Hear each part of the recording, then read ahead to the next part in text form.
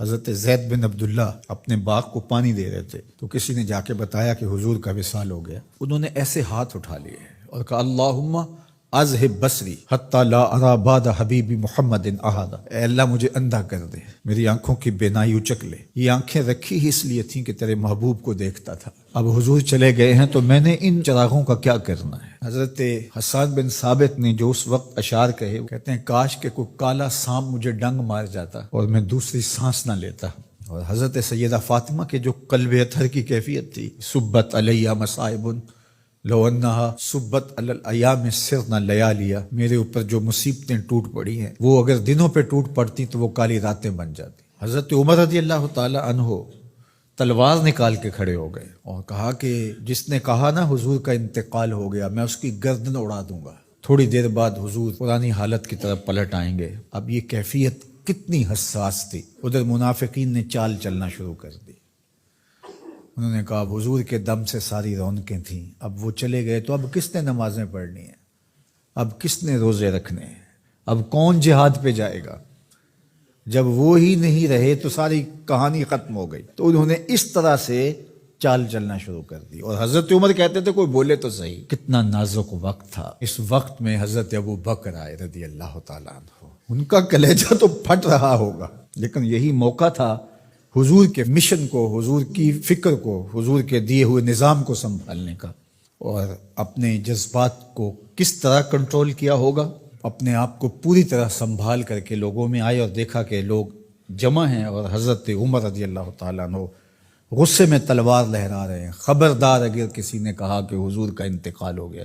تو آپ ایک اونچی جگہ پہ کھڑے ہوئے، لوگوں کو متوجہ کیا. حضرت صدیق اکبر رضی اللہ تعالیٰ عنہ کا اس وقت کا جو خطبہ ہے، اس نے اس وقت اسلام کو سنبھالا جب منافق بڑی باریک چال چل رہے تھے. اب حضرت ابو بکر آئے اور کھڑے ہوئے، کہا لوگو مجھے بتاؤ تم اللہ کی عبادت کرتے تھے یا رسول اللہ کی عبادت کرتے تھے.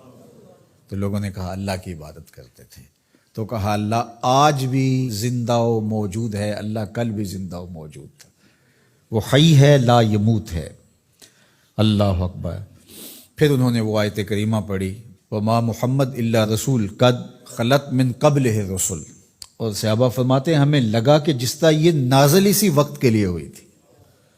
اور پھر لوگ سنبھلے اور پھر حضرت سیدنا صدیق اکبر رضی اللہ تعالی عنہ نے اس مشکل وقت دین کو سنبھالا اور پھر حضور علیہ الصلوۃ والسلام کے مشن کے لیے کھڑے ہوئے. لشکر اسامہ بن زید بن حارثہ رضی اللہ تعالیٰ عنہ کو روانہ کیا جا چکا تھا. حضور نے خود روانہ کیا تھا. ابھی جرف کے مقام پر ہی یہ لشکر پہنچا تھا. مدینہ المنورہ سے تھوڑا باہر نکلا تھا کہ حضور کے وصال کی خبر آئی تو یہ واپس آ گئے. تو بعض صحابہ نے کہا کہ اب مدینہ المنورہ کے حالات وہ نہیں رہے، اطراف کے اندر قبائل سر اٹھا سکتے ہیں جو دبے ہوئے تھے. اب حضور کے وصال کی خبر پھیل گئی ہے تو کوئی مدینہ المنورہ پر حملہ نہ کر دے. اور بہترین جنگجو اس لشکر میں شامل ہیں، تو اگر حملہ ہو گیا تو پیچھے سے دفاع نہیں ہو پائے گا. تو لہٰذا اس لشکر کو حکمت یہ ہے کہ روک لیا جائے. حضرت صدیق اکبر رضی اللہ تعالیٰ عنہ نے کہا کہ نہیں، یہ حضور کا روانہ کردہ ہے، جا کے رہے گا. بلکہ آپ نے تاریخی جملہ کہا کہ اگر مجھے یقین ہو کہ جنگلوں سے جانور آ کے ہمارے جسم کی بوٹیاں بھی نوچ کے کھا جائیں گے، یہ لشکر پھر بھی روانہ ہوگا. لوگوں نے حضرت عمر سے کہا کہ ضرور لشکر کو روانہ کریں، لیکن حضرت ابو بکر رضی اللہ تعالی عنہ سے اتنا کہیں کہ امیر لشکر کو معزول کر کے کوئی اور قریشی سردار بزرگ اس کا امیر بنا دیا جائے. 9 عمر لڑکا ہے، دوسرا غلام زادہ ہے، تو بڑے بڑے قریشی سردار اور جنگجو ان کی قیادت کو قبول کرنے سے انکار نہ کر دیں. تو وہ گئے اور جا کے کہا کہ بڑے بزرگوں کی یہ رائے ہے کہ آپ ضرور لشکر کو روانہ کر دیجئے، لیکن اتنا کیجئے کہ امیر لشکر کو تبدیل کر دیجئے. حضرت صدیق اکبر کے چہرے پر جلال آ گیا اور آپ نے جو جملے کہے وہ اتنے سخت تھے. ثقلت امک یبن خطاب، اے خطاب کے بیٹے تیری ماں تجھ کو روئے. استعملہ رسول اللہ وقد تامرنی ان اعزلہ، ان کو امیر لشکر اللہ کے رسول نے مقرر کیا ہے اور میں کون ہوتا ان کو معزول کر دوں. کہا لشکر جائے گا، اسامہ بن زید کی قیادت میں جائے گا، جس نے جانا ہے جائے، جس نے نہیں جانا میں کوئی پرواہ نہیں ہے، چونکہ ان کو امیر لشکر اللہ کے رسول نے مقرر کیا.